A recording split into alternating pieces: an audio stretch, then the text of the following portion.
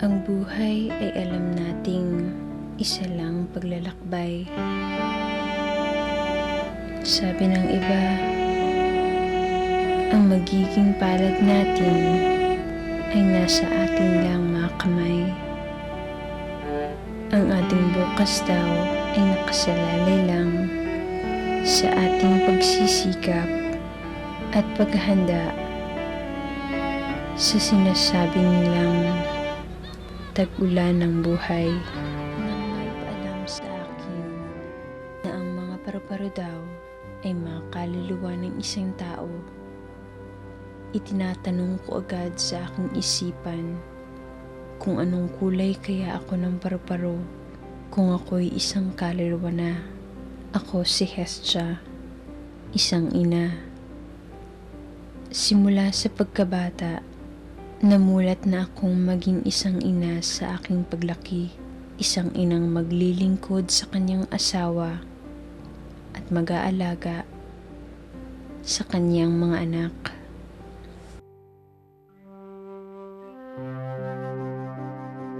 Ako si Erica. I am just the same as anyone with the same age as me. Same want, same need, same security, and same pleasure. Having a boyfriend, getting secure with a relationship, then kasal. I am just lucky dahil yung guy na gusto ko, gusto rin ng parents ko for me. This is Dan, boyfriend ko. Talagang very serious na kami. So the best choice is planning for the future. Sure na naman kami dahil there are no hindrances at all. We plan together this special day with families and friends.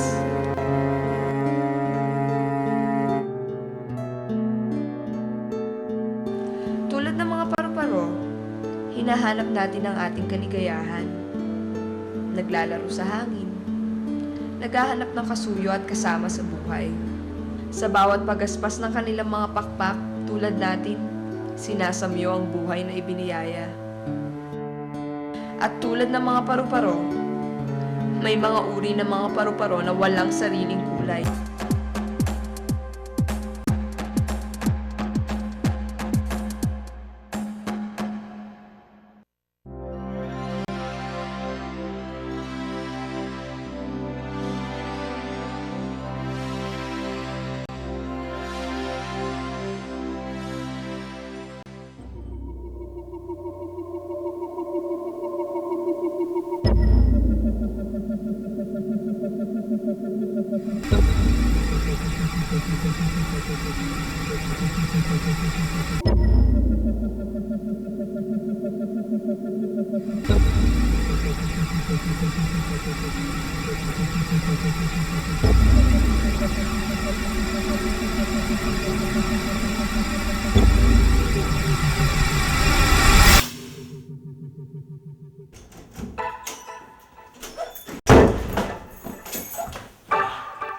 Kanina ka pa? Kaya tayo mag-usap. May silang oras. Okay lang. Same for the past few years.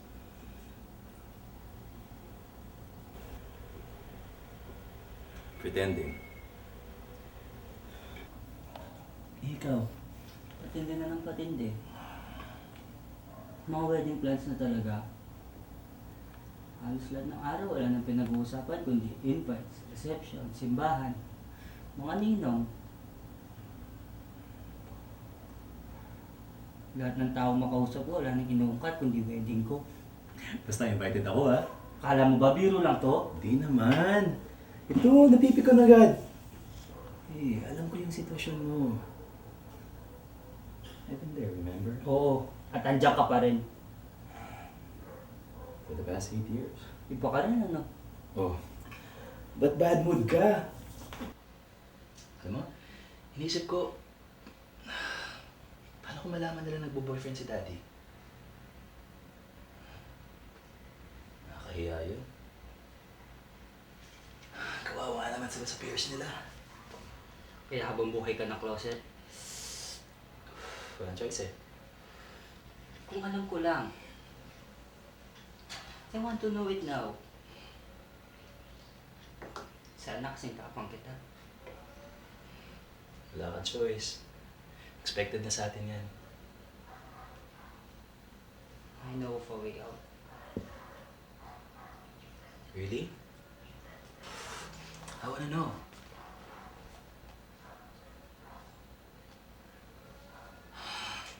I wish I knew.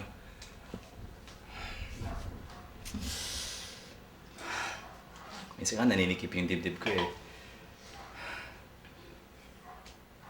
There was a time nagpa-marriage counseling kami. Because I felt like I couldn't go on anymore. Pati kasi mga anak ko, affected. Sinisigawan ko sa mga frustrations ko. Yung asawa ko naman, kahit walang ginagawa, inaaway ko. Alam mo ko na mas mahirap? Hindi ko masabi-sabing totoo sa counselor, kaya useless din. Sayang lang yung bayad. Lalo nga lumala problema eh. Isipin mo, hindi ko kayang sabihin yung totoo. Kahit nga sa opisina eh, wala akong masabihin. Alam naman bigla ko na lang sasabihin, oh, by the way, pare. Bakla ako.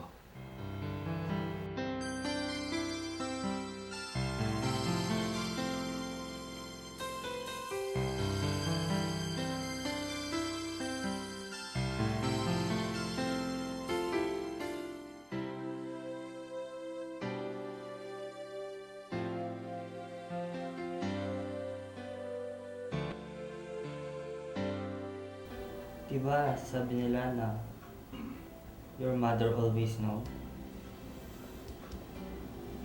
Alam kaya ng mama mo? Kung alam niya, lalo akong galit sa kanya. Ba't niya hinayaan ganito? Then again, maybe she was just feeling the same pressure as I have. Isipin mo, sasabihin ng ibang tao, anak mo, bakla. Paano kung malaman ang misis mo?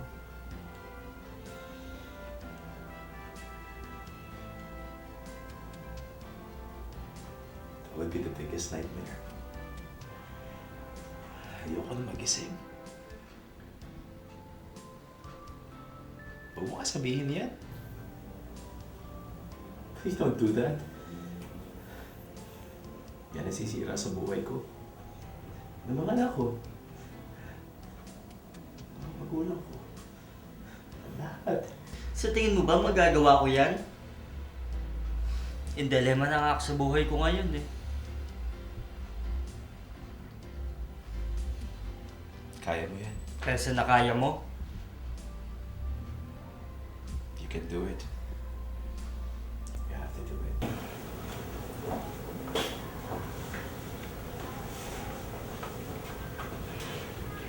I hate this time. Napalis na ako. I hate leaving you, pero ano magagawa ko? Alam mo, kahit sinasabi mo kanina hindi mo ako mahal, I'm really hooked on you now. Ayaw ko nga pakiramdam na I can stop thinking of you all the time. sa tingin mo, kung hindi kita mahal, nandito ako. Maybe you're just looking for answers for all your questions. Stop! Spur of the moment yun. Hindi ko naman kailangan sabihin sa'yo kung ano nararamdaman ko eh. Wala rin naman magiging silbi yun. Pati nga sa text eh. Very limited. Very business-like pa kamo. Yes, there is. It's gonna make us feel a lot better naman when we see each other again, di ba?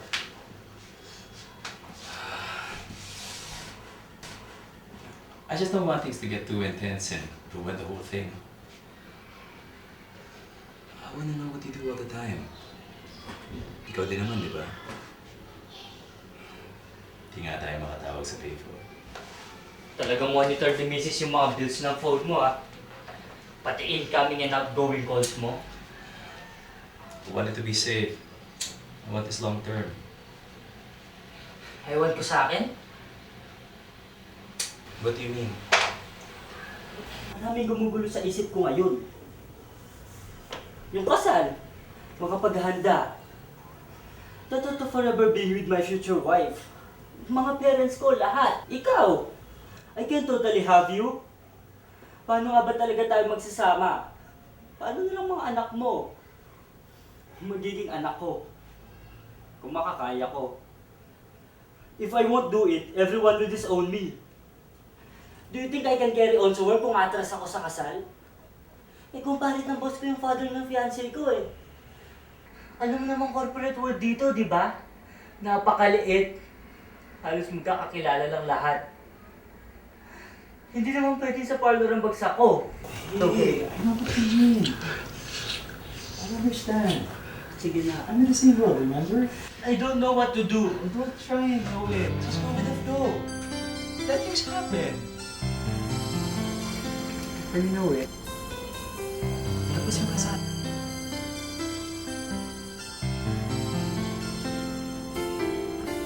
We live on borrowed time with pain I cannot bear. I find that I'm prepared to let you go. As though its breath were mine, I watch you fight despair. But somewhere in my mind I cling to hope. My heart still sings, leave everything to love, bringing you back.